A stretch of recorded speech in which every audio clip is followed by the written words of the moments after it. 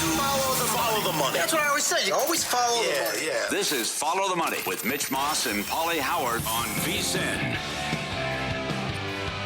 Good to have you on board. Thanks for watching, as always, on YouTube TV. We're now available. VSiN is in the multi-view viewing experience.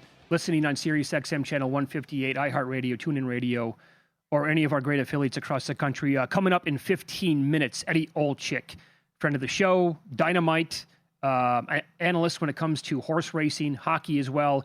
He's going to be on the show at 5:15 Eastern, 2:15 Pacific time. We'll get his analysis for the race tomorrow. And by the way, I must point out that the coverage on VSiN this week has been absolutely spectacular.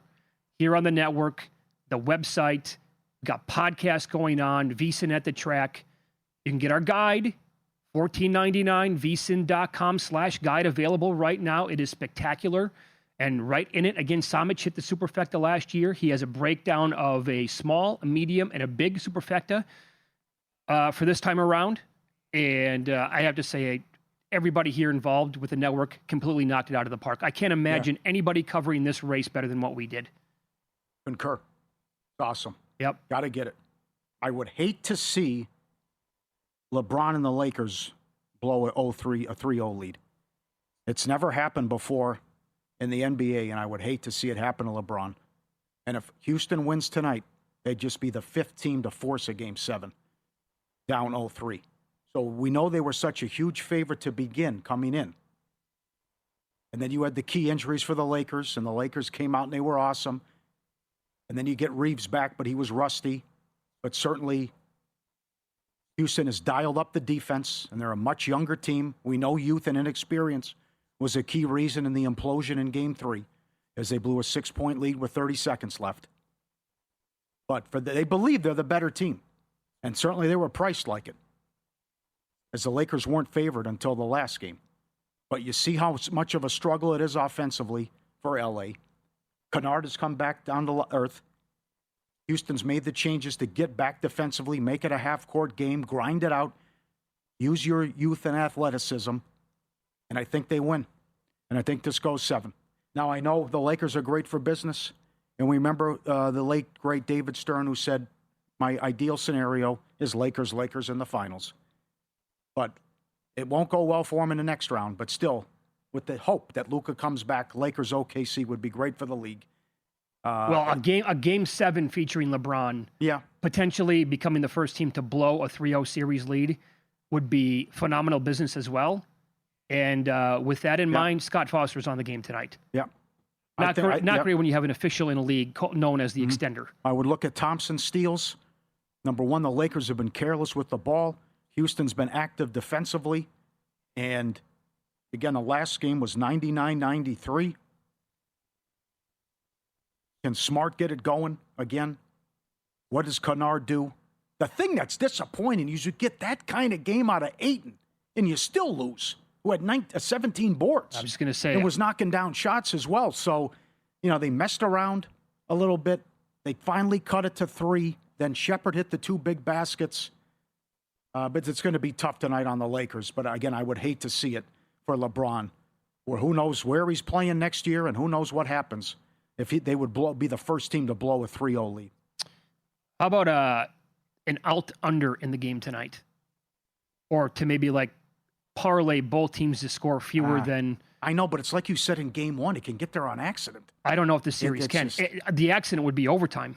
Yeah. I think, which we had already in the series, but you've had games 107-98, 101-94, and then 99-93, and I think we're seeing that play out right now. The more familiar they get with each other, the lower scoring and the slower pace it's going to become. I'll tell you a guy who I've been disappointed in. He's averaging 21 and 10 in the series, but every game, there's a 33-point outburst to make it misleading. I want more from Sengun, so I guess I have to tip my cap to Ayton and how well he has played, and he probably gets credit a little bit for neutralizing that guy as well. But this guy should have been, to me, the best player for Houston the entire time. And he took 9 shots last game. How is that acceptable? Do you play Durant Game 7? Absolutely not. Wow, really? Paul, if they win tonight to make it 3-0 without him, I don't want to bring him back. You do? He's a great scorer. I don't think I want to bring him it's back. interesting because, right, he's like a top 5 scorer in NBA history. But then you got the chemistry issues, and then how healthy is he? And, you know, he made it worse after playing in the last game. But this, to me, it's all about Reeves tonight. Reeves came back. He struggled. He was 4 Let me of 16. clarify real quick before ahead. we go on Reeves. I would not bring Kevin Durant back specifically for Game 7. After that, I would absolutely bring him back. Okay. You can't just sit him on the bench after that, and they would need him moving forward. Yeah. Yes. So I'm sorry. Go ahead about Yes. Reeves. And again, that series price is already up at DraftKings. OKC is $9 against the Lakers, and the total games is 5.5. But it's got to be Reeves, and Reeves has got to score, and he can't go 4 of 16. And you got to help out LeBron because it's hard now on a guy. You got to remember all those games in that age to come back. It's a physical game, and you're playing every other night now. And plus, that's the thing that got him in Game 4. The incredible comeback in Game 3, but you go overtime late into the night, and you got the short turnaround, and they were gassed, and they were terrible with the basketball. That's why it's a big edge for Houston, I think, as far as the schedule. I'll give you a guy right now. Do you want some Luke Kennard tonight? I'm not there. Can't do it. It's so low, though, is the only, like 9+ points is higher than even money.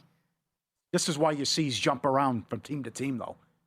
He's a dangerous shooter, but, you know, he can disappear and also not that good. Well, then also, like, how much guard him, will Reeves, right? the playing Guard time, Right. come into play with that as well? I apologize, though, too. I changed my mind on this Toronto game tonight. There's just too much bad news here. You got Ingram downgraded to doubtful. Barnes hurt his quad in the last game. He only had 3 points in the second half. It's up to 4.5 now.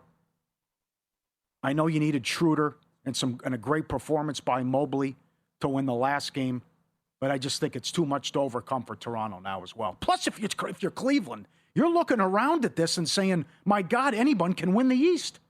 The 1 seed might go out. We might get home court in the next round. The 2 seed might go out. They look terrible and certainly beatable. Who knows? We could be sitting here in a couple weeks and it could be Philly against Cleveland or Philly against Orlando in the conference finals. Well, Don't first laugh. of all, I think that would be actually pretty awesome. However, if this team draws the Knicks, I am not going to like Cleveland's chances. I will not like their chances against Boston. No, that's a bad match. That's a horrible matchup for them. Right. But it's wide open. Now, I do agree with you that the power rating's way off. They should not be the second choice to win the East. You see, when Bridges plays like that in OG, the Knicks have a lot of weapons and they're very good. Oh, I'm betting the Knicks. It just I can't decide right now if I want to take 3-1 or if I want to wait until hoping that the Celtics win and the Celtics will be favored in that matchup and then just take the Knicks to win that series. Because I actually think that if we can get a fully healthy Sixers team, they might actually be a bigger matchup problem for the Knicks than the Celtics. Because I think the price on Boston and the Knicks is going to blow people away. I think you're right. Potentially with how the power rating might look for Boston. And I was listening to a couple of podcasts as well about people they didn't know the number was out yet and they were guessing. Like what's Game 7 now? As we've seen what Philly's done, and they said like 3-4, and they were stunned when it comes out 8. Well, that's a big adjustment though from where it was in Game 5. I know that's true, but it also goes back with people who aren't in this space though and cover the league but aren't really into gambling or sports betting, and then come out and say, well, I think it's kind of close. Philly against Boston, and it's out, and the public's already jumping in, and they're saying that's crazy that Boston's laying 8 points in Game 7. Well, I will point this out again. I don't want to overreact, but how have the last 5 quarters looked in that series? Yeah. I mean, to what you said earlier to begin the show. Paul George looks great. Maxi's a good player. Embiid's awesome. I got to tell you. When he's healthy, I mean, you got Oubre going. Maxi's probably the best player in the series. Yeah. Like, I have a much lower opinion on Tatum than you do. And in fact, I would tell you that without Tatum, Jaylen Brown would be the best player in the series. But Tatum coming back kind of impedes what he can do. So the last 5, if you just woke up and never paid attention to the NBA as a basketball fan, but you just like, hey, let me turn it on right now, and you caught the beginning of the 4th quarter of Game 5, and then last night you think, oh, but these teams aren't even close. Clearly, Philadelphia's better. Absolutely. Same thing with Detroit and Orlando. True. You get a guy who's casual fan, say, hey, who's the 1 seed? Who's the 8 seed here? Point it out. Orlando was the team that had the win total of 51.5 and all the preseason hype after the Big Bang trade, and here it is. They can close them out. Now, the Wagner injury is big. Make no mistake about it, because he was also pressuring and putting some pressure on Cade. And Cade was phenomenal in the last game. But they needed that Superman performance by Cade, and Banchero was right there with him. But the others should play well tonight at home for Orlando. I don't trust the supporting cast with Detroit, and now Harris is banged up. And I absolutely agree with you. If Tobias Harris is your second best player, good luck. Yeah. So I'm not counting on Duren. I'm not counting on Harris. I'm rooting for him. But I think this is up to 4 now in some spots. I think that's lunacy with Detroit. That Orlando's been the better team. In addition to everything that you just said about the supporting cast, I have to come back and say, now maybe we don't get the 45 out of Cade Cunningham again tonight, but I think we're going to get like a Herculean effort from him. Yeah. The PRA, I wouldn't be surprised if he pushes a triple-double in this game. First of all, you never can be when he does that in the game anyway, because that's what the guy can do. But if he puts up like 28, 12, and 9, who's going to be surprised? Yep. And so I think there's an opportunity here to really like buy in on him carrying the team, because he basically has to, and he can't rely on essentially anybody else at this point. Yep. Orlando, worst free throw shooting team among the playoff teams. If it's close late, that could play a role. And it also, you might catch another big break because it's a calf injury for Wagner. I can't imagine he plays Game 7 if there's a Game 7. Yeah. So, again, it's like Denver. How many breaks do you need here?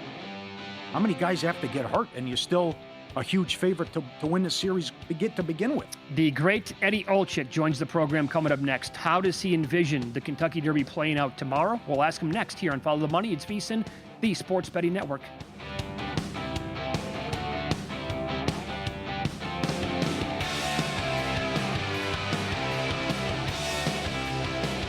So you're listening to this podcast because you want an edge. But what if I told you you're only halfway there? You've got the mindset. Now it's time to get the toolkit to match. Here's the thing. Pro bettors spend thousands on data and tools, but what they don't want you to know is you can get the same edge for a fraction of the cost with VSiN Pro. With VSiN Pro, you get access to expert picks, public betting data, prop projections, powerful tools, analytics, and more. Tap the link in the description and see why thousands of bettors are already using VSiN Pro to cash more bets.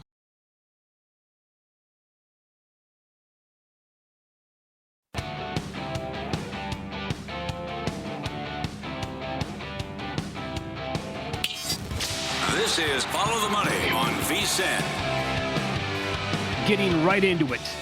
Special programming beginning tonight, 8 o'clock Eastern, NBC and Peacock for the Kentucky Oaks Under the Lights. And then it begins at 2:30 p.m. Eastern time all day tomorrow, all the way through the Kentucky Derby. And the great Eddie Olczyk joins the program now on the Progressive Guest Line. Eddie, can't thank you enough here. You know that you're the busiest man in the world. Thanks for the time. How are you? Hey, Mitch, Paulie, nice to be with you, boys. Great time of year, pucks and ponies. Got the National Hockey League playoffs going on. And yes, I'm at Churchill Downs. Actually, we got a show going right now on Peacock and NBCSN. And then, as you mentioned, we'll have the big show on the big NBC tonight, where they're going to run the Kentucky Oaks Under the Lights for the first time. So that'll be very interesting. And then tomorrow we'll do it all again. And then I'll wait for my next assignment with the folks from TNT to see if I'm going to do a Game 7 or wherever I'm going to be on Sunday night for the National Hockey League. So thanks for having me. Always great to be with you guys. Amazing. Yeah. Can't thank you enough for squeezing some time in for us. Let me begin with this with tomorrow's Kentucky Derby. Give us a horse, in your opinion, that's not getting talked about enough. It'll be my pick, number 15, Emerging Market for Chad Brown and Flavien Prat. Horse has only run 2 times, Mitch, and the horse has won both races. He won a big stake race in Louisiana back about 6 weeks ago. I don't think the connections, if the horse wasn't doing very well, I don't think that they would take a shot with a horse that has so little experience. Most of these horses have run 3, 4, 5, 6 times. He's only run twice. He's only run twice this year. But what we've seen here recently is that you don't have to start as a 2-year-old. You don't have to run the previous year in order to get ready for the Kentucky Derby. Horses are coming to hand a little bit faster. I think they're a little bit more experienced for whatever reason. And I think trainers and owners are being a little bit more aggressive. So right now, Emerging Market is on the board he is getting played, which I like is a good thing. He's 11-1 right now. So it's going to be Renegade. The one horse is going to be the favorite. He's probably going to be in that range of 7-2, 4-1. And then you're going to have, 18 other horses along with Renegade that are going to be maybe 8 or 10 of them are all going to be 25 to 1 and higher. So if you like a horse, I would not talk you out of it, because Renegade's coming from post position number 1. I think he is the best horse. I would have picked him if he didn't get the rail, but I'm going to use him second, but I'm going to take Emerging Market. Like, I think the 15 is way better than maybe people know, just because of the inexperience. But again, I can't emphasize enough, I don't believe trainer Chad Brown would run in a Kentucky Derby, go a mile and a quarter in front of 160,000 people and put this horse through it if he didn't think the horse can do it. And maybe the horse would just come in the hand the right time. You could go 6 or 7 deep and you could still be wrong. I think that's how competitive of a race it is. Oh, amazing. Well, let me ask you this on Renegade then. Drawing the rail, as you said, right now, currently at 4 to 1, has horrible history here for horses in that spot, obviously. But how many horses do you think in the past have had or it has been kind of the horse that Renegade is, meaning it's that good and probably the best overall in the field? Yeah, I mean, when I look at him, I just look at how he ran his last race, Mitch, and say that like his closing kick was really impressive in Arkansas, Hot Springs, at the Arkansas Derby in Hot Springs, Arkansas, about 5 weeks ago. So I just feel he looks like he's the part. The way that he ran the last 3/8 of a mile, half a mile. Now, look, none of these horses have ever run a mile and a quarter, which a lot of them won't ever run it again. That is the difference between the horses that win and lose. Some are very, very good horses, but they're only bred, or they only can get a mile and an eighth, where you got to be able to run a mile and a quarter, maybe even longer, depending on the trip that you have. So Renegade, just to me, he just seems to have that kick that you're going to need the last 3/8 of a mile or even half of a mile to be able to find your way through. But again, you're a number 1 post position. You're going to have 18 other horses coming across on you. Are you going to get checked back or you're going to find traffic? You're going to find some uncomfortable areas. Are you going to be able to navigate and stick handle your way through? That's the biggest question. So I would rather look for a horse that maybe can put himself in a position where you're not going to be maybe pinned down along with all those other horses, because a lot of it is luck, a lot of it is trip. But for me, you got to use him because I just think he's good enough to hit the board. Are you out here Sunday night? How many Game 7s will there be Sunday? Well, my travel agent certainly loves me, Paulie, because I got about 17 flights booked on Sunday going to different places to try to get to either a Game 7 or maybe a Game 1. There's a lot of different scenarios. So, man, oh man, that was a tough one for Utah the other night, was it not? Boy, oh boy, like that was a tough loss. But I'll be honest with you, going in there, that's in full disclosure. My youngest son Nick does TV for the Utah Mammoth. He does work in the studio and does color analysis on all their games. And obviously, I know their team very, very well. I heard a lot of people, at least in my little world, that felt that like Vegas would pretty much steamroll Utah in 4 or 5 games. And I was like, you know what? Like, I don't know if you realize that, like, they're pretty good. Like they have the ability to score. They're pretty good defensively. Vermelka has had an unbelievable year. He's given up a couple of softies, but look, Vegas is a good team. They're a hell of a team. They're good. So I was just surprised at how a lot of people that I respect thought that series would go short. Obviously, it's not. I thought it would go to the distance, so I'm going to stick to that and think that we're going to have a Game 7 in Vegas on Sunday night. Okay. And how does Minnesota respond now after they finally exercise the demons and win a series for the first time since 2015, and now they get the big bad Avalanche? Yeah.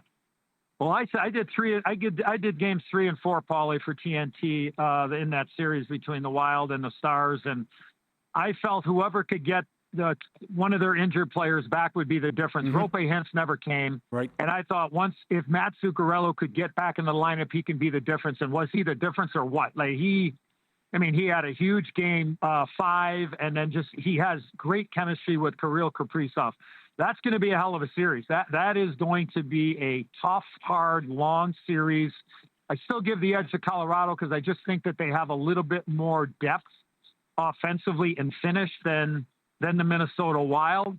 But I thought Dallas could give them a run, but they got really thin at the center ice once Rope Hintz wasn't able to play. Jason Robertson played really well. Wyatt Johnson did. Lindell, Heiskanen, they played well on the back end. But I expect this series, I expect Minnesota to try to play that that type of game where it's going to be a lot of grinding below the tops of the circles in the offensive zone. Be physical, pick your spots, know who you want to go after in the aspect of physicality, McCarr and McKinnon and in the likes of that, and see how it all plays out. But I do give Colorado a slight edge, but I would be really shocked if that thing, I know it's so close and you could have a team go on a run and win in 5 games, but I just don't see it happening. I just think it's going to end up being a long series. And as you guys know, one game, you never know. A goalie gets hot and he wins the series and the team's going home and the other team's going to the conference final. The drama tonight's going to be off the charts with the 3 games that we have. Does anything on the board, did it catch your eye or your attention? I'll be honest with you, Mitch. I'm up to my kneecaps in Colts and Geldings and Phillies and everything else right now. So I just know the games that are going on, and could I see? I would be really surprised if the Bruins didn't win and force a Game 7. I really would. They've been like early in a series. Obviously, they had a tough one. They blew Game 1. Gut checked that out in Game 2, and then Buffalo got on a heater here, and then Boston was able to win an absolute huge game. Swayman dynamite, David Pastrnak with the big OTG WG in that game.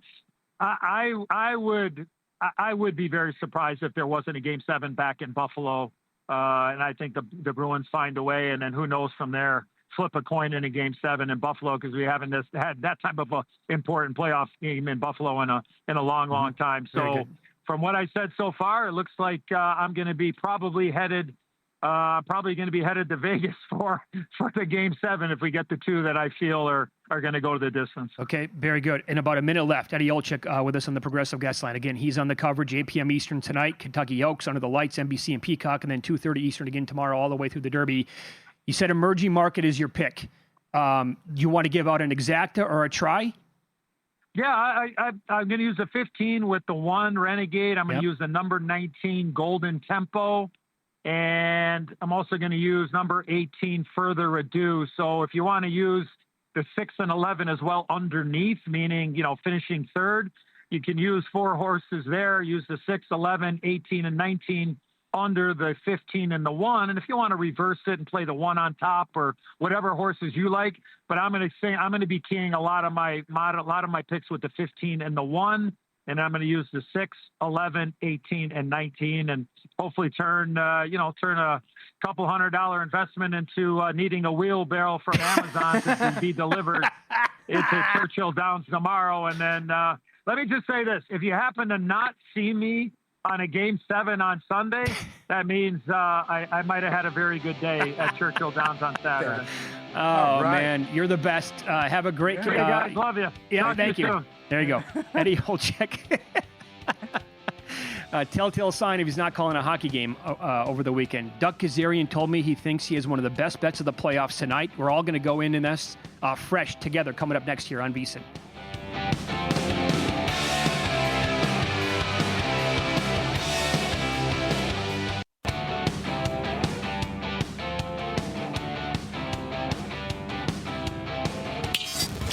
This is Follow the Money on VSiN. Playoff action coming up tonight. NBA and the NHL. We go out now to the Progressive Guest Line. Doug Kazarian joins the program. The website is dougkazarian.com. And DK reached out to me yesterday. We text, I think, oh my God, what is this? Oh, looking good. I respect it. I did not see this coming. Wow, what an outfit for the Derby. Good for you. You text me and you said you might have your favorite bet of the entire playoffs. Then the Knicks won by 500 points last night. You're like, well, maybe not as good as the Knicks. Yeah, no kidding. So, okay, I'm going in fresh just like everybody else here. What do you have? So it's the under in this Lakers-Rockets game, right? It was so spread out. That was the first thing that everyone realized when the schedule was announced. And then last weekend, the Lakers played in Houston for games 3 and 4, Friday to Sunday turnaround with overtime on Friday night. And the Lakers had nothing on Sunday, couldn't make a shot. So here we have one day off in between games and we have travel. And obviously as the series goes on, LeBron just showing the age a little bit. And same with Marcus Smart and some of the other guys. also, we know this guy's series just gets sluggish. Last night, game 6 between the Nuggets and T-Wolves, that went under. Even though it's a low total and the numbers come down a little bit, I still think there's really no reason this game should go over the total. Some of these games in the series have gone under despite like 60-point first quarters. Yep. Each quarter went under the other night. I just don't see how the Lakers have any sort of just pace with them. I mean, both teams were walking the ball up the court. I mean, you're getting Amen Thompson making threes, and the Rockets still don't break 100. So I think both teams are going to be under 100 points. I like the Lakers team total under more. The only concern I have for this under is what JJ Redick should do. He should treat this like line changes, play like 13 deep, and just go quick stints with every guy, sort of punt on the game, but give himself a fighting chance and play for Sunday. The Rockets play tough physically. I think the ref's going to continue to swallow the whistles a little bit. And then they're not great shooters right now without Durant. And the Lakers are very aware of Shepherd on the perimeter. So that's opening three-point attempts from Eason, Thompson, Jabari Smith. I just think we have an under here, and I just don't think it has the makings of a very high-scoring game at all. All right. So officially, the best bet for you would be Lakers, Rockets under the 205.5. The Lakers team total, another bet as well, under 101.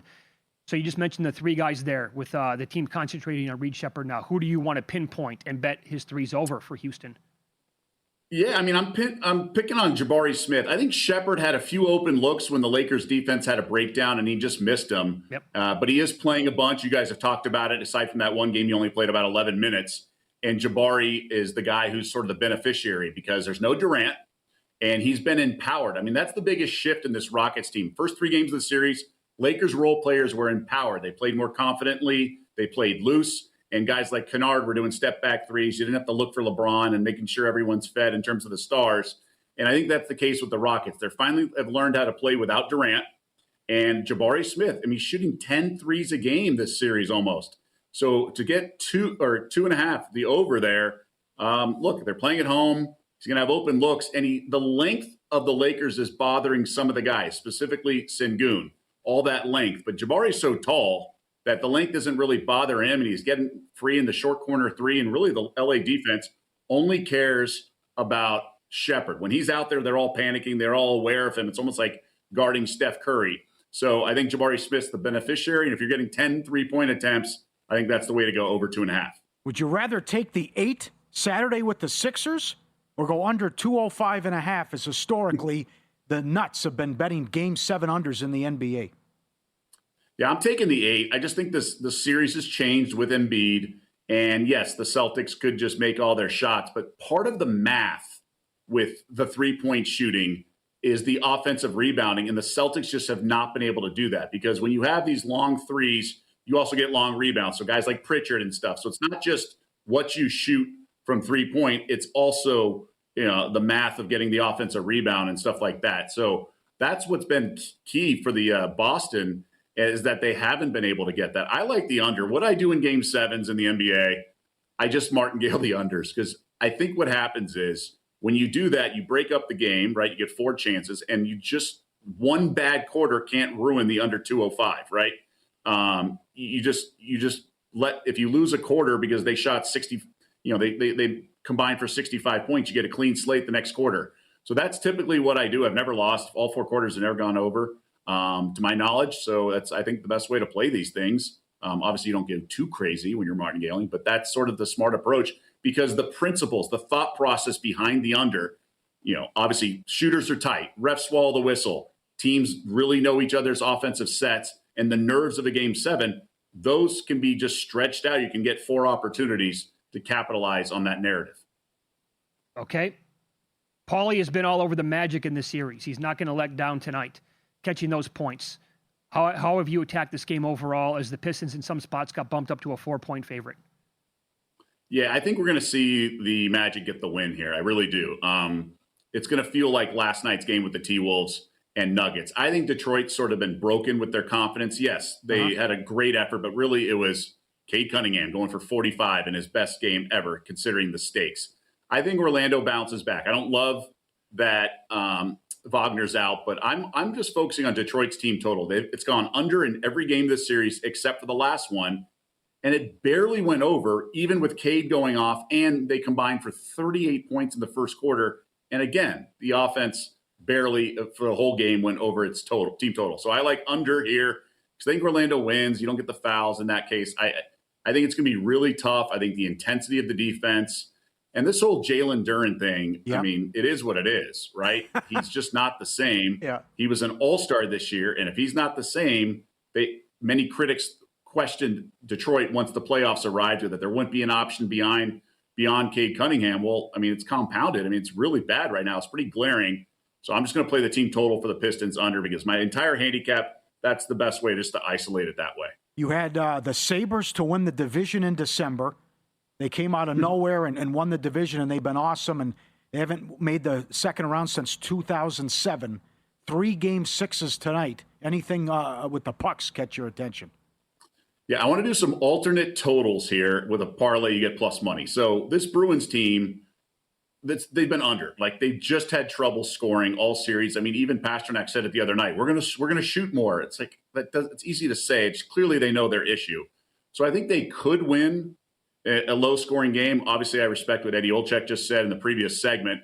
So I'm going to take their alt under 3.5 for a team total. It's juicy, but I just don't see 4 goals or more out of the Bruins. Maybe they're up 3-2 and they get an empty netter, but that's still a high-scoring game, and I'm not convinced they win the game tonight either, even though they've been, considering they've been losing at home so far in these playoffs. And then I just think these third periods in closeout games, if the team's back's against the wall, you're just getting a lot of goals. So over 1.5, another alt line for a third period, you can bet pre-flop in the Knights Mammoth game. I mean, the Knights are slow starters.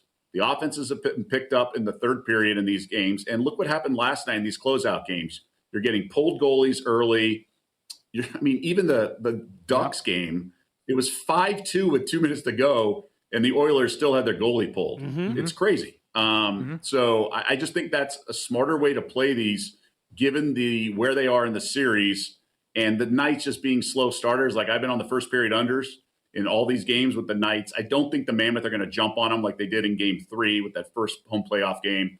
I'm very curious how the Mammoth break out, but I just don't think it'll be a complete rock fight in the third period in all the scenarios I have in my head in terms of how that Game 6 can play out. So that's why you throw those together. You got action on 2 games. You got plus money on the parlay. Like it. Who's your pick to win the Derby tomorrow?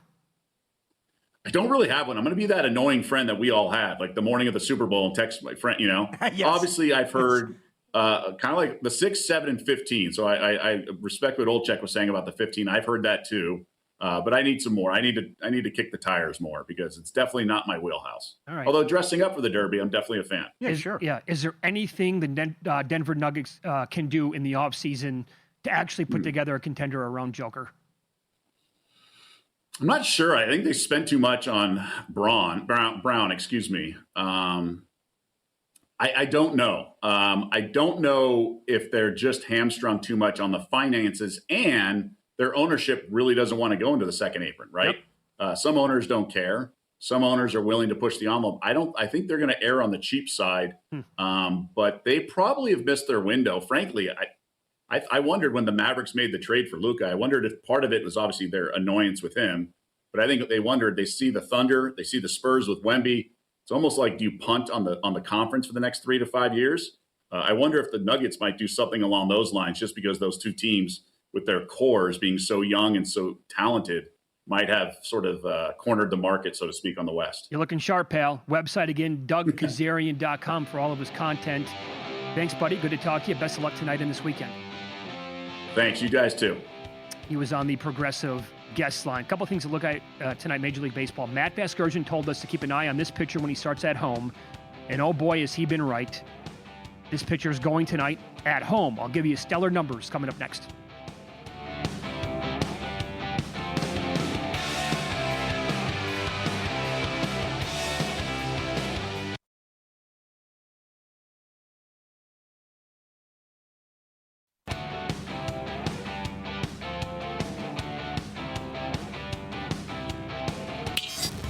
This is Follow the Money on VSiN. A little late to the party talking about this player, but the Diamondbacks played the Cubs today, And this Vargas kid had 4 more hits. His hitting streak is now at 27 games. He has a hit in every game this year. So whether you're betting like the total bases, the hits, runs, and the RBIs, just to get a hit, whatever it is, kid is, I think, if this is updated, he's up to 404, I believe, right now. I don't care what it is. League 2 soccer, NFL, NBA playoffs, all tickets cash the same. Another one, Nick Kurtz has walked 19 games in a row. 3rd longest streak in history with Ted Williams. Next up, Barry Bonds. I don't even want to know what that number was. Yeah. The Bonds all time? It was only 20. What? He ties him. He ties him tonight. Oh, my God. I would have guessed, like, in his prime kidding. when he was getting intentionally walked with the bases loaded, I would have guessed, like, 60 games or something like that. Yep. So that's a great prop. And I know we when he was in the midst of his sick run, we would always say take Ohtani props or pitch around Judge. But it's been 19 games in a row for Kurtz. And this is a player I was talking about before the break. Matt Vasgersian came on the show. It was basically like opening week, and he said, hey, guys, Will Warren's going to start on Friday, potentially, and it's going to be a day game. And he goes, that's when you want to attack Will Warren. I think he had 11 strikeouts in that game. And he's been right. At home so far this year in 4 starts, Warren has a 2.57 ERA, a whip of exactly 1 and 12 Ks per 9. Last year's splits were much better at home than they were on the road, about 9.5, check that, almost 10 Ks per 9, with a 3.5 ERA compared to 5.5 ERA on the road. 4 starts at Yankee Stadium this year, 6 Ks, 5, 6, and 11. Baltimore strikes out at a clip of 26.3% of the time on the road against righties, 6th highest overall. However, a couple of things are going against him today. Opposing starters are 7-1 under last 8 against the Orioles. Now, McCullers did strike out 9 in the back end of that doubleheader yesterday. And I talked to Vasgersian today a little bit, and he said the Baltimore Orioles lineup does not look great for him to have a lot of strikeouts in this game tonight. That said, I also looked at his prop, and it was 5.5, heavily juiced to the over. So I was like, that's too rich for my blood. I'm going to stay away, but it's something that has been really good, and Vasgersian pointed that out with us. I want to say that was either late March or the very first couple of days of April, and he came shining through to this point. Zach Cohen wrote about Aaron Judge and his total bases, minus 108 to grab 2 tonight against the Orioles. On pace currently for 63 home runs and 105 RBIs. Povich, been strong, very, very small sample size, but 2 for 3 with 2 home runs against him in his career. I like a little revenge with the Brewers, who were swept at home by the Nats. The Nats are 3-10 at home, worst record in baseball. And if you expect runs in another over, why not? It's Irvin going for the Nats, and we know how high scoring these Nationals games have been all year as well. And I would keep riding the Phillies. Again, last time they fired Girardi and replaced him with Thompson, they won 8 in a row.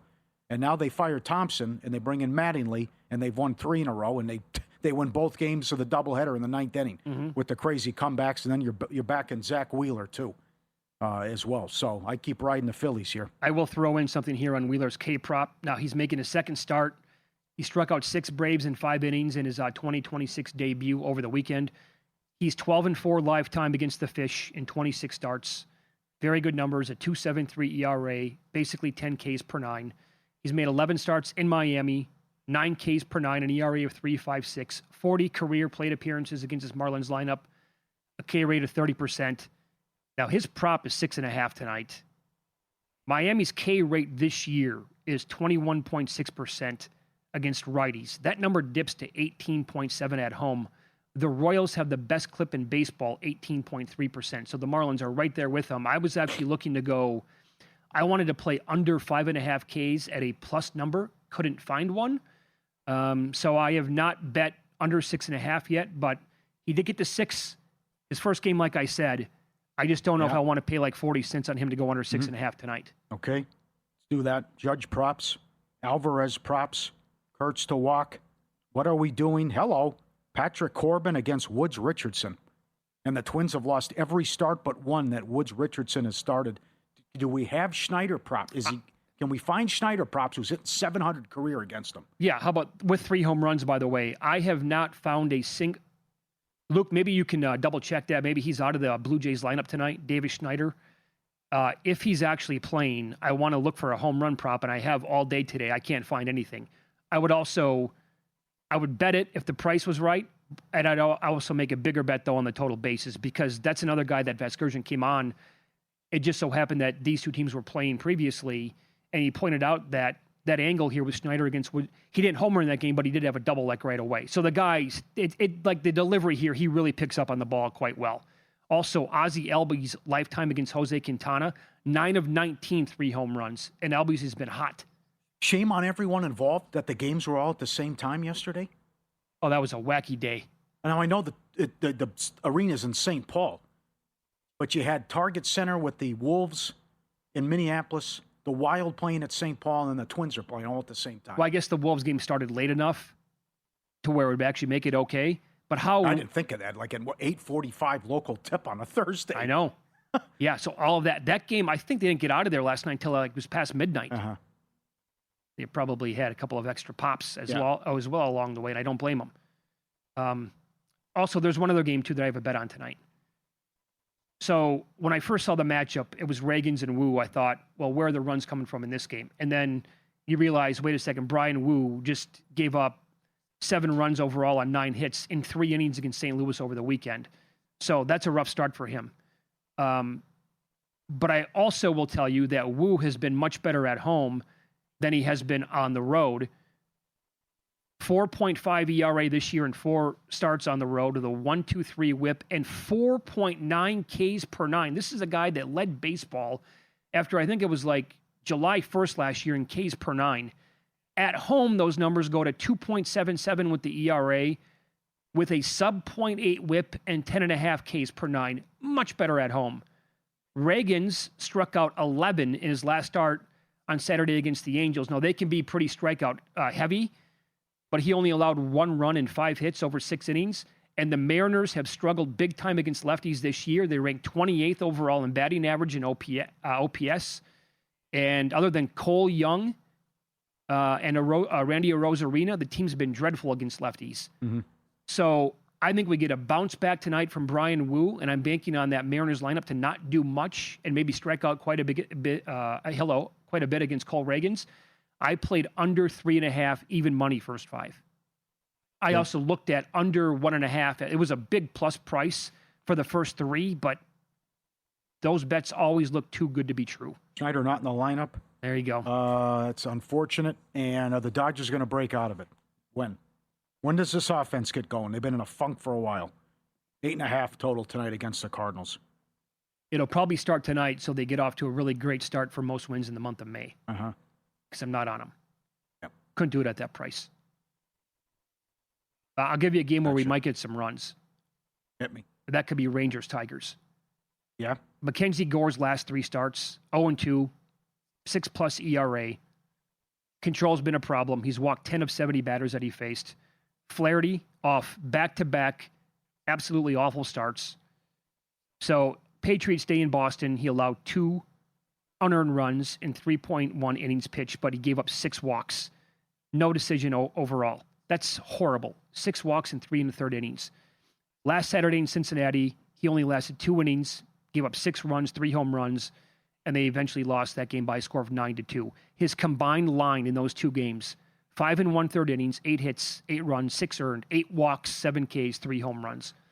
So they both have had major control issues.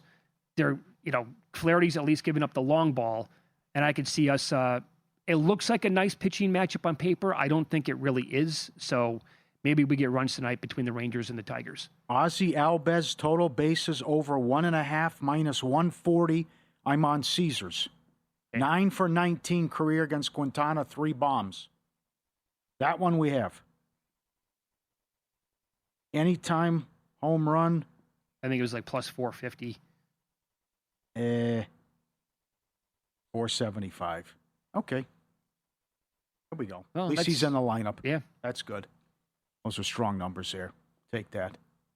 Excellent. If you're betting the Derby, don't just pick a horse with a pretty name. Get the data that wins. Daily Racing Forms Derby package gives you past performances, expert picks all in one place, and you save 30% off for a limited time right now.